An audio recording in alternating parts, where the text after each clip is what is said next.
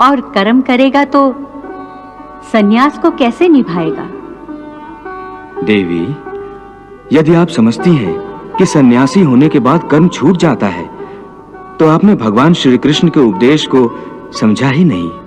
हाँ प्रभु, बात स्पष्ट रूप से मेरी समझ में नहीं आ रही है, इसीलिए मैं आपसे समझना चाहती हूँ।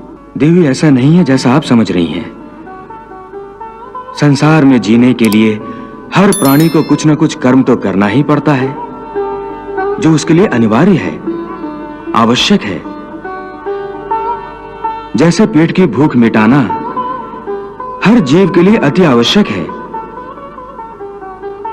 यहां तक कि अपने पेट की आग बुझाने के लिए सन्यासी भी भिक्षा मांगकर गुजारा करता है। अर्थात ये कि कोई भी कर्म से मुक्त नहीं हो सकता। परंतु यदि भगवान श्री कृष्ण की शिक्षा को समझ ले तो मनुष्य कर्म करते हुए भी कर्म से मुक्त हो सकता है। प्रभु, कर्म करते हुए कर्म से कोई कैसे मुक्त हो सकता है? जैसे स्वयं भगवान श्री कृष्ण। हाँ देवी,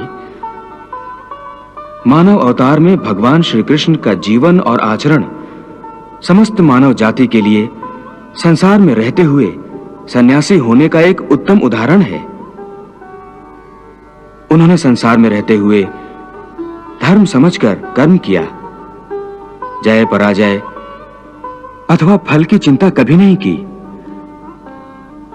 इसलिए जब आवश्यक हुआ युद्ध भी किया, कभी हारे कभी जीते, परंतु उनके चेहरे पर वही मुस्कान और उनके हृदय में वही शांति रही।